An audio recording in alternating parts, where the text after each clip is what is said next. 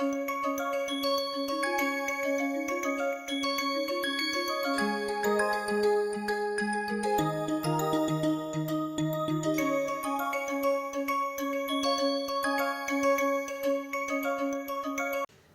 everyone and welcome to the session 2 of week 10 of NPTEL course in pharmacognosy and phytochemistry.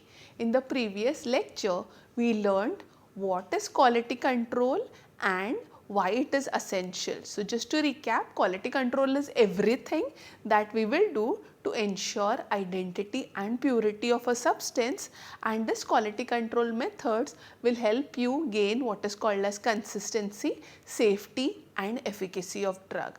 From this lecture onwards, we will dwell little bit into the different quality control methods that we use or that we carry out in order to ensure the consistency, purity and efficacy.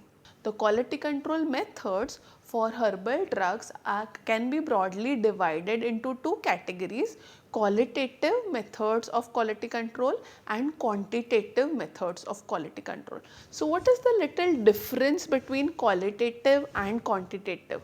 Qualitative methods are kind of methods that will tell me approximately are the compounds good or not. Say for example, does it contain tannin, yes or no, whereas quantitative method will tell me how much quantity of tannins it contains. So qualitative method are more of yes no method, whereas quantitative method are more of how much. So when I have to determine does it contain, does it not contain, is it passing, is it failing, whereas if I have to determine how much it is contain, what it is exactly in terms of the range that it contains, what is the concentration, I will go for quantitative method. So few examples of qualitative methods are maybe in our tannins chapter. I have just taken the same image. We had done what is called as your ferric chloride test. From that we came to know that this was your sample, this was your, if you remember, your condensed tannins, and this was your hydrolyzable tannins. So from this test I came to know the tannins are present, the tannins are of hydrolyzable type or the tannins are of non-hydrolyzable type. Similarly, when you do the TLC, this is a TLC of black pepper and it's going to tell me that, you know, based on the standard whether your piperine is present or not, yes or no. Similarly, the transverse section will just tell me that is it my ephedra drug, yes or no. So based on the section I will come to know yes it is ephedra, no it is not ephedra. It cannot be 50% ephedra based on transverse section. But when I go to quantitative methods are more which I can quantify in terms of numbers especially. Say for example, when we did carotenoids, you remember your Scoville index, your ASTA color index or your concentration. How much concentration of gallic acid does it contain? So that will depend on the intensity or absorbance. So you can do UV spectroscopic studies to see how much it is absorbing. If 10 microgram is absorbing so much and my solution is absorbing, say for example 5 in terms of absorbance value, so I can just correlate how much is my approximate concentration. Even HPLC or area under curve will tell me how much quantity of my standard is there in the sample.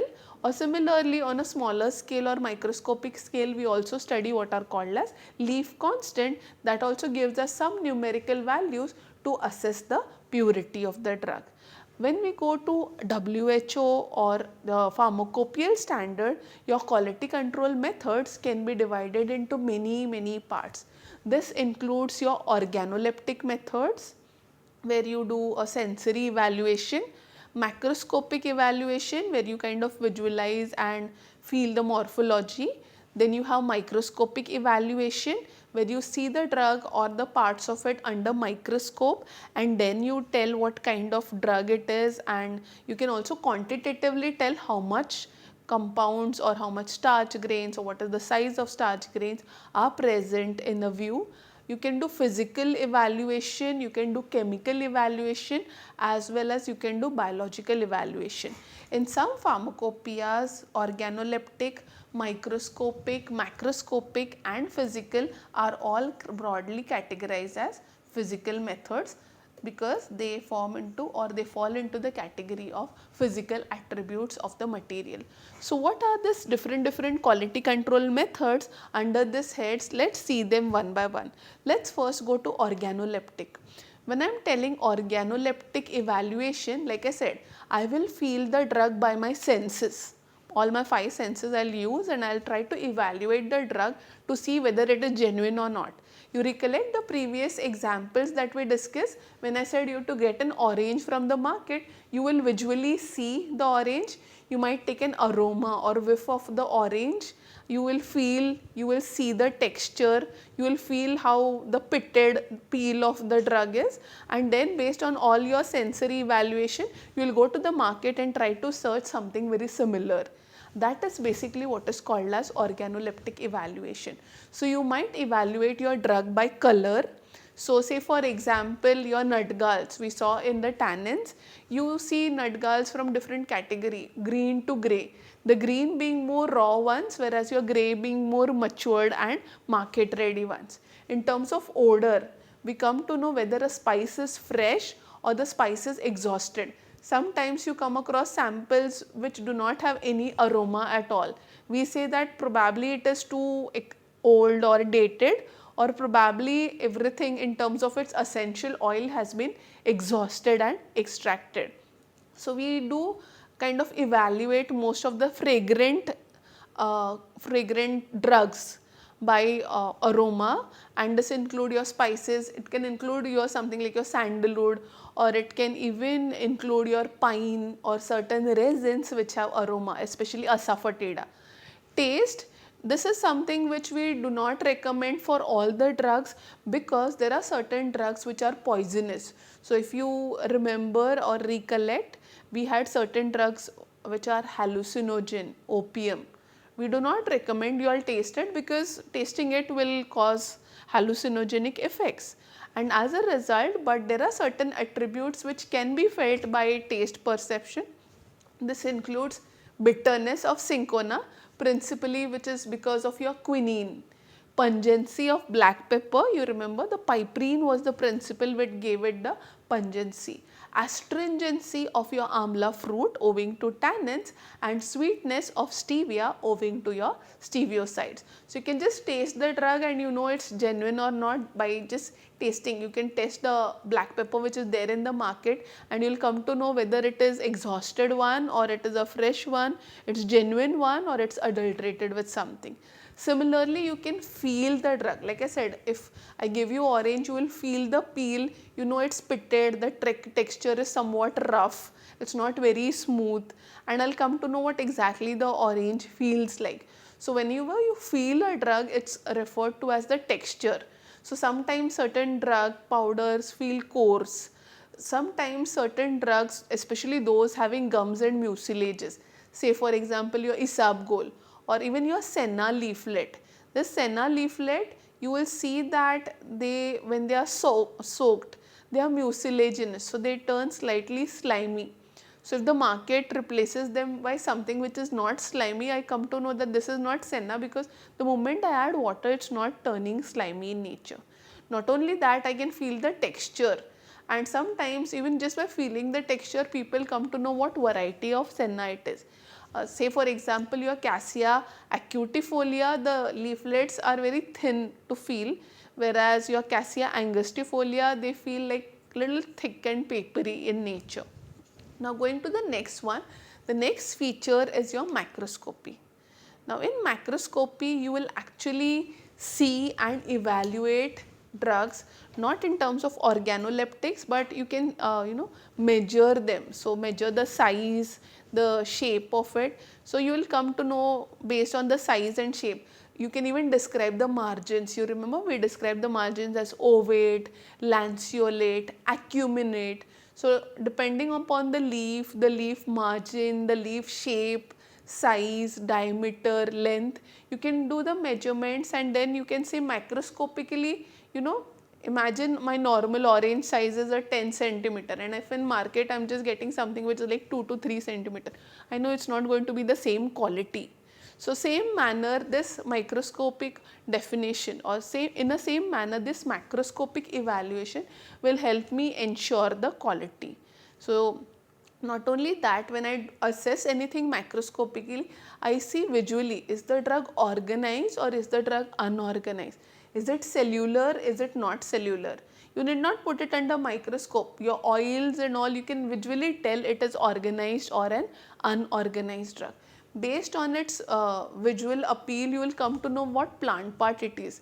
See, your leaf have a typical venation or arrangement. Your bark have a typical arrangement. So just by looking at it, you know what plant part it is. You need not go into way elaborate. So somebody tells you that, you know, this is a leaf and what is coming right in front of you is not a leaf, it's actually a stem. We can macroscopically tell that it is a stem. You need not see it under microscope. So this kind of evaluation are referred to as your macroscopic or gross evaluation. Moving to the next type of evaluation. So here again, in terms of macroscopic evaluation, I want to point out here few things. Now coming here to the macroscopic evaluation, few things, say for example, even if I come to know bark, there are certain features of bark which will stand out. Say for example, your kurchi bark, it's recurved. Recurved means if you see a cinnamon bark forms a quill. Okay, so you can see it like that. Now what is a recurved bark? Recurved bark will form an inverse quill. So the inner side is exposed, whereas in a normal quill, the inner side is covered. So kurchi has more of a recurved bark, whereas your cinnamon has more of a quilled or a curved bark. Not only that, you can see the quality of the drug. Certain times you might end up with leaf samples which might have some fungus grown on it. Then you can take a call that, see, I can visually see or macroscopically see fungus. I can macroscopically see the disease spots, the virus attacking the leaves by yellow spots. Some of them are black spots, some of them are like slightly cavities being formed. I know that my plant is diseased. In that case, it is safer not to take such plant for preparation of your drug material. Now sometimes there might be even scars or even lenticels. You can see this tiny lines here. These lines are actually the lines where plant can breathe easily. They are referred to as lenticels. So even those scars are identification marks of Himalayan birch. So Himalayan birch is your Bhojpatra, on which your ancient scripts are written. So for those kind of drugs also, you can have a unique identifying traits which can be assessed macroscopically. Now going to the microscopic part. Now in microscopy, you can divide it into two parts: qualitative microscopy as well as quantitative microscopy. If you recollect, qualitative will tell you more of yes, no, what it is, whereas quantitative will tell you how much it is. So in qualitative microscopy, once we have our drug, plant material or any other source, we will take it under the microscope and we will start studying it.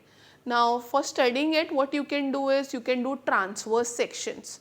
Transverse section is when you have a drug of this type, a stem, and then when you cut it like this, you call it as a transverse section. Or sometimes you just take a peel, like an orange peel or a leaf peel. You can just peel it and mount it. You can just take a petal and mount it. So you can have epidermal peels. Sometimes people also do what is called as histochemical localization, which is a mix of microscopy and chemical. Say for example, my alkaloids are located in the epidermis. Say for example here. Now if I stain it with certain reagent like nitric acid or something, and then suddenly the area which is rich in alkaloids becomes more yellowish. Take for example, that happens with strychnine and brucine. In that case also, you will see that you can localize wherever your alkaloids are there. So that is called as your histochemical localization. Not only that, your transverse sections or your microscopy, when you see the plant under microscope, you can identify whether it is monocot or dicot based on its stomata, based on the arrangement of its vascular bundle, whether it is properly arranged as a dicot or whether it is scattered like a monocot. Not only that, there are certain attributes which will directly direct you to identify the plants. Because this feature is there, definitely this is the plant which I am seeing. So microscopic evaluation, you can see some identifying features. This includes diacytic stomata, which is like, you can carefully see here. So you can see here, diacytic means your stomata is there. This is the stomatal pore, and your stomatal pore, and if you see epidermal cells, the epidermal cells are 90° to the long axis of stomata. So this is diacytic stomata. So there is a good chance that Vasaka has diacytic stomata. So this is going to be my drug.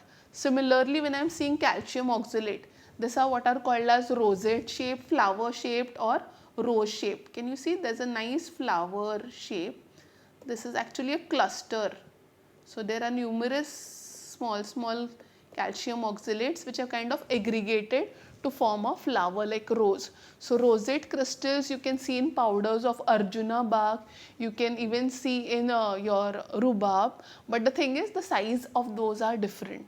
So you can identify that. You can do transverse section, and based on the transverse section, what I can tell is there's a sunken stomata here, so probably the plant is xerophytic. Based on the arrangement and presence of pith, I can tell it's a stem, and overall I can see unlignified fibers, wherein I can tell there's a good chance that this is ephedra as a drug. So my microscopic evaluation can tell me what drug it is and whether it is pure or not. Now, when you see powders, sometimes the raw material doesn't come to you as an entire drug, it might come to you as a powder. Even in that case, when you put these powders under microscope with suitable staining reagents, appearance of certain characteristic features can help you in identification of drugs. I've just shown you a few representative features here. Say for example, phloem fibers.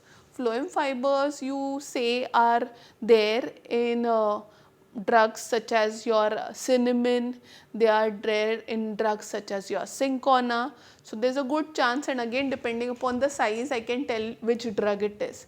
You can see cork cells, and depending upon the cork cells I can tell basically it is a bigger tree which I am dealing with, and either the drug is a stem bark or a root bark, that is the outer covering.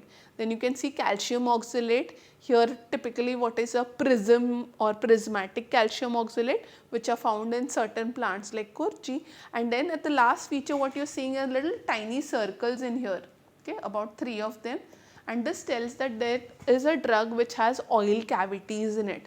And this is a oil containing drug, so probably something like your cinnamon or a clove could possibly be there wherein your oil cavities are seen. Now this features or this microscopic studies are going to aid to, or this microscopic studies will help us in identification and detection of adulteration. So say for example I am seeing clove as a drug. Clove by itself, even the powder of it doesn't contain stone cell, but if it has a stem which is added to it, you will see the stone cells because the stem has stone cells. Similarly, your bark will never have a xylem, but if at all when I am putting a bark under microscope, especially a bark powder, and then I see a xylem, there is a good chance that it has been adulterated with a stem part of it. Now going to the quantitative part of it, the quantitative part has more to do with the measurements. Here you can measure, like I said, the calcium oxalate are there in your rhubarb and Arjuna, but depending upon the size I can tell which drug it is. Similarly, you have other ergastic cell contents such as starch, proteins, resins and so on. In terms of quantitative microscopy, you have your leaf constants which will help you identify the drug and the quality of it, and also a Lycopodium spore method which will help you in assess purity of it.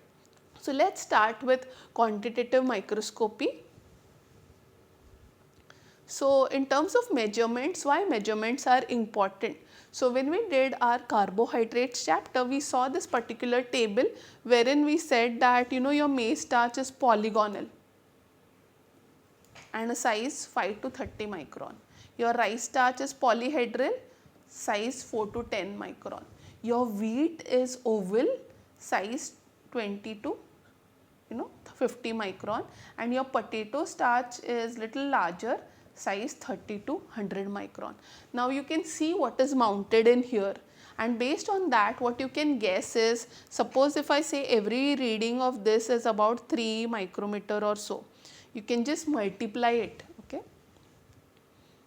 so you have like a drug which is more than 16, so 16 into 3, 32 plus 16, so you have your 48.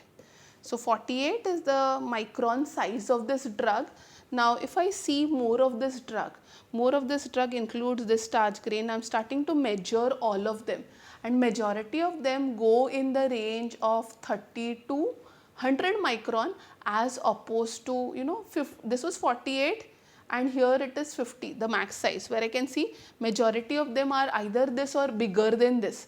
One more thing if I observe in microscopy here is, if you see wheat has striations, that means you see something like this, but here you can see the striations are circular, which are more resembling to potato. So based on the size, based on the appearance, microscopy can tell me of this 4, there is a good chance that this is a potato starch. Similarly, I can put my calcium oxalates to measurement. Say for example, roseates, the calcium oxalate can be up to 200 micron. The Arjuna ones are slightly lesser or smaller in size. In a rhubarb, they tend to form a little bigger clusters, and in terms of quantity also, the rhubarb has lesser quantity of calcium oxalate, roseate, as compared to your Arjuna. So that will tell me. Similarly, your prismatic, I can measure the dimensions of prismatic calcium oxalate in Curchi, or asecular raphides, which are needle like calcium oxalate in squill, and I will be able to identify what is the type of drug I am dealing with. Now going to the leaf constants are actually the values which are obtained based on observing certain features on leaves. Now these features on leaves could be your stomata, they could be your palisades, they could be your simple veins, and based on that a quality control methods were established, and these are just not simple qualitative, these are quantitative methods.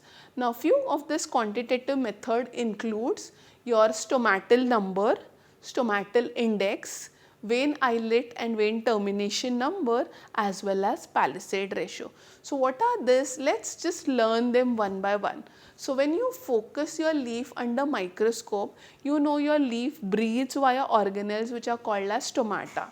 So this is your stomatal pore, this is your stomata, and these are what are called as epidermal cells. So stomatal index for a particular leaf is that value which indicates the ratio, or actually the proportion of stomata is to total number of cells. Now this total number of cells includes stomata as well as your epidermal cells. So stomatal index is actually a ratio that indicates the proportion of epidermal cells on that leaf which are actually the stomata. So it is stomata is to total number of cells.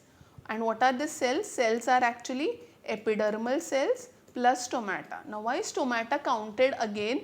Because they consider that a stomata has originated from the epidermal cell, so that each stomata is also counted as one epidermal cell, and when you multiply it by 100 you get a good percentage value. So stomatal index is ideally to be measured. Now if this is the leaf, these measurements are done in the middle region, neither close to the vein or neither away from it. So in a region which is clearly focused, where veins are not seen. But if you still want to have a good or improvised version like the one we have put in here, it is better to peel off or remove the epidermis and then mount only epidermis. In that case, it will give you a clarity. So here are few values. You can see now stomata or with stomatal index, before we see the values, you see something like a UE or LE. Now what is that? UV means upper epidermis and LE means lower epidermis. Now why UV and LE is given as a different value? So it is seen that upper epidermis is the epidermis which is actually facing the sun of a leaf, whereas lower epidermis is something which is hiding from the sun, not exposed to the sun directly. So what happens is, if you observe the plants carefully, the stomata are more numerous on the lower side, because the upper side is exposed to direct heat. There is a good chance of desiccation. So water will transpire, it will dehydrate the leaf. For that reason, the upper epidermis has very limited stomata. Maximum stomata are located on the lower epidermis. So now you compare, you will always see that the LE values or lower epidermis values are much higher than your upper epidermis values. So for Datura, this range is somewhere 11.5 to 17.4 to 20, depending upon again Datura species. You can see your Kakamachi, Aspotaka or even Ashwagandha. You have fixed values being attached. Now these values are in a range. Why it is not a single value is because despite saying it's a leaf constant, there is bound to be little variation due to age, geography and climatic conditions, and depend on the plant's own genetic makeup, which might vary due to certain reasons, and that is the reason it is always in a range. But if it is falling outside this range as well, there is a good chance that you are dealing with some other drug. Similarly to stomatal index, you have what is called as stomatal number. Now what is stomatal number? Stomatal index was how many stomatas are there per epidermal cells precisely, whereas stomatal number is more of to do how many number of stomata are there per millimeter square. So if this is a leaf, and the leaf will have numerous stomata on it, as you can see we have focused a microscopic view. Now from that leaf I cut 1 mm by 1 mm square, 1 millimeter square. In that 1 millimeter square, how many stomata will be seen is referred to as your stomatal number. So how do you do that? That's very simple to do. What you do is you use a microscope which has been well calibrated. You focus your stomata. Now I put an arbitrary box. Now say for example this box is 0.5 mm by 0.5 mm. Okay. And in this case, what is going to happen is, say for example the number of stomata in this are 20. I'm just counting it up, but 1, 2, 3, 4 and so on. So let's put it as, now area of this is going to be 0.5 into 0.5 is equal to 0.25 mm square. Now this 0.25 mm square contains, I am just putting it for convenience, 20 stomata.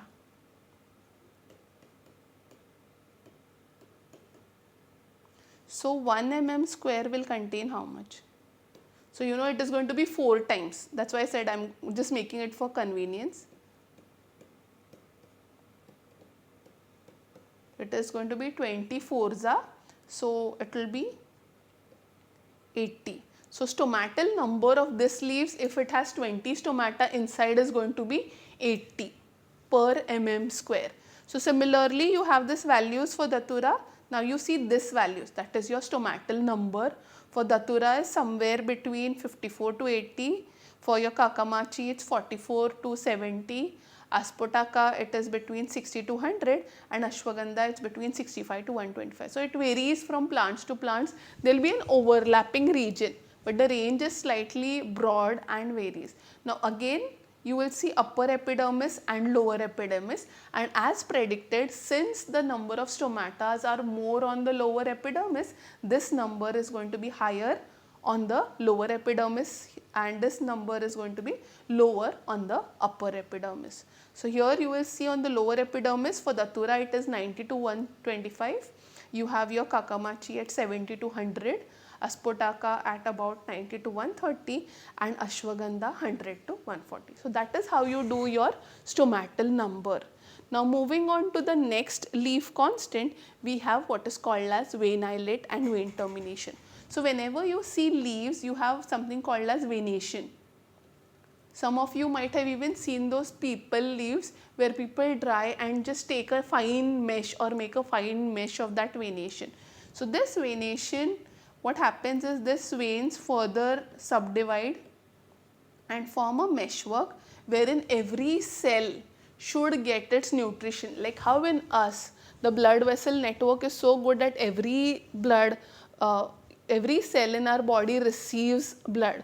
Similar way, the veins are connected to all the cells in the plant and they form a venous network. And this venous network sometimes creates what is called as vein islet. Now vein islet is a condition wherein, say for example, these veins are going to be surrounding this much area throughout. Now this area is surrounded from all sides by vein. We call it as an island area or an islet area.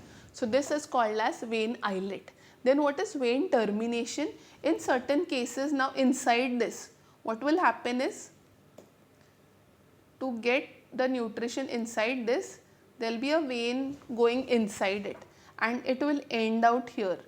This part is what is called as vein termination. So my vein ends there. So vein islets are island like regions created by veins. So you can see, you can create islets and then these are terminations. So there are terminations which will supply inside those islets as well. So let's see a microscopic video of that and that will make it more clear for you. So this is the senna leaflet focused under 10x, that is eyepiece 10x and your objective 10x. So this is seen under 100x magnification and this is your senna leaflet. Now as we are focusing, the first layer that you will see is the epidermis. After epidermis, you will see a little layer of palisade which is not clear because it's just under a very low magnification, and after that are your actual veins. So you see a initial epidermal tissue, then little bit of your palisade and then you see a venation. So let's see it once again. So you can see, I'll just stop at the point when we start seeing the stomata. So you can see here there is a faint epidermal texture to it. So these are all your epidermal cells and you can start, because this leaf has been clarified, it has been made transparent, the venation is visible.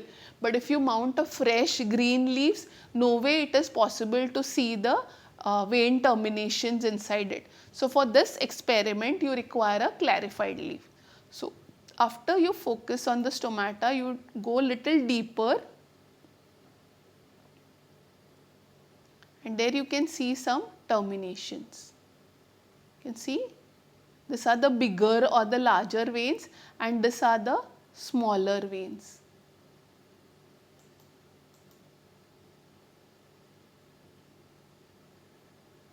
So we'll just stop at this point and let's observe it. So here what is happening is, you can see here this whole thing is a vein islet, whereas these are terminations. So you can see here, this is the whole one big islet and then there are tiny terminations.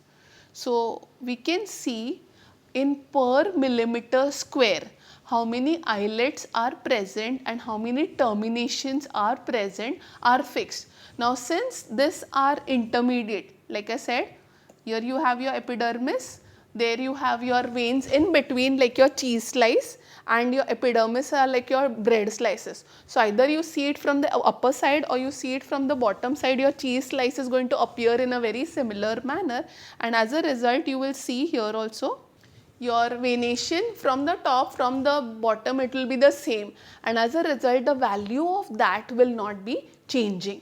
Okay. Similarly, your vein terminations per mm square is called as your vein termination number. So you have your vein islet number, that is the number of vein islets surrounding your cells per mm square, and vein termination number, that in that particular 1 mm square area how many veins are terminating. Another important leaf constant that you can see is palisade ratio. Now, like we discussed, when you are seeing palisades, here you have your epidermis. Below the epidermis, there are your layers of palisade cells. Now, this is a transverse section view. Then we saw here are your veins. This is the mesophyll region. Again, you will have your palisade cells and your lower epidermis. Now, each of this epidermis will have epidermal cells as well as stomata. So, all your epidermal cells are located here. Now, what is palisade ratio? Palisade ratio is actually a ratio of number of palisade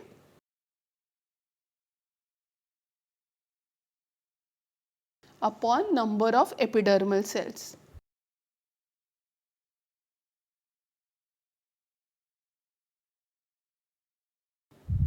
So, it is the ratio of number of palisade cells which are there beneath each epidermal cell. Now, if I just change this view for convenience, say for example, I have about 4 epidermal cells, and beneath this 4 epidermal cells, I am just drawing 5, 6, 7, 8, 9, 10, 11, 12, 13, 14, 15, 16, 17, 18, 19, 20, 21, 22, 23, 25, 26. So, say for example, fill it full 27, 28. So, let us put it 28 number of palisade and 4 epidermal cells. So, I have just made it more rational and easy to calculate. So, you have your 28 number of cells divided by 4. So, you get 7. So, your palisade ratio is 7. So, let us see this under microscope now. So, this is again your focused leaf, and you can see here this tiny circular matrix are your palisades.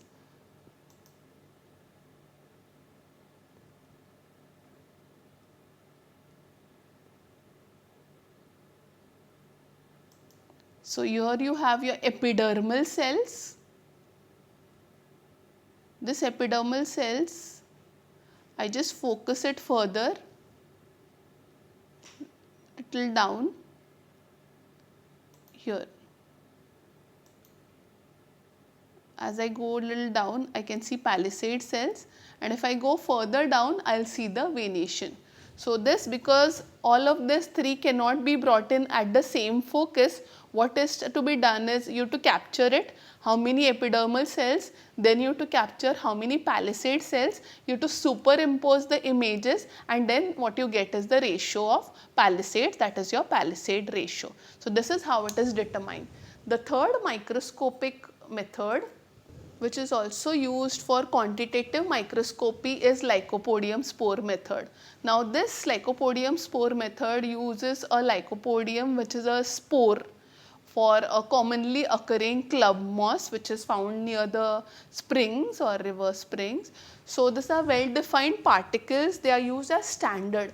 The reason being they are uniform in thickness, almost close to a 25 micron size, and the characteristic number of particles per milligram is also fixed. So, since these two are very fixed quantities, traditionally it was used to assess purity. Say suppose I know that about 1 mg of this has, say for example, 94,000 characteristic particle. So, I say 1 mg of Lycopodium is equal to 94,000 spores. So, this quantity was fixed and this quantity will remain fixed. So, if I know my 1 mg of pyrethrum is going to give me 1000 pollens, I can use this ratio to see the purity. So, if I am weighing 1 mg of my Lycopodium, I am weighing 1 mg of my pyrethrum. For every 94,000 spores I see, I should be able to find out the 1000 amount of pollens. Now you will say, microscopically am I supposed to count 94,000? No. The reason in the formula it becomes easy. If I am using the same weight, for every 94,000 particles I should get 1000 particles of pyrethrum. What does that also imply? For every 94 particles of my lycopodium, I should get 1 particle or 1 pollen of pyrethrum. Similarly, wheat starch or similarly ginger starch, some particles which are fixed for a mg of substances, I can use it in terms of ratio. Then I can dilute it and then I can quantify it. So this method is used for particles which have your single layer thickness or uniform thickness, or for particles which have characteristic number of contents, say for example starch or fibers per milligram of substance. So let us see it in terms of microscopy. Say for example, I am quantifying the purity of ginger. For ginger, I know each milligram of ginger gives me almost 2,86,000 number of starch grains, and 1 milligram of my lycopodium, as we discussed, gives me 94,000. So I am going to mix both of them, take a glycerine, and I am going to count per fields. Now I will not count all 94,000, I will just count in 25 views and I will total it. So after 25 views, I will total all the number of lycopodium particles that I came across and all the number of starch grains that I came across, and then I just have to put it in this formula. Here you have your N into W into 94,000, which is your characteristic number of particle of your lycopodium, and into 100 divided by SMP. Now what is this? This N is actually the number of characteristic structure. So this is for the starch, whereas this is for the lycopodium. So how many starch I see in 25 views? How much lycopodium I see in 25 views? Again, this is weight of lycopodium taken, this is weight of your ginger taken. This is characteristic particles of your lycopodium, this is characteristic particles of your ginger. So if I put it in this formula, I get exactly the percentage purity of the sample. So all in all, in this session we have discussed majority the microscopic and microscopic methods for evaluation of drug. This includes your leaf constants, lycopodium methods, organoleptic evaluation, as well as microscopic evaluation. So here are a few references if you wish to learn more about this particular techniques, and thank you everyone for your patient listening.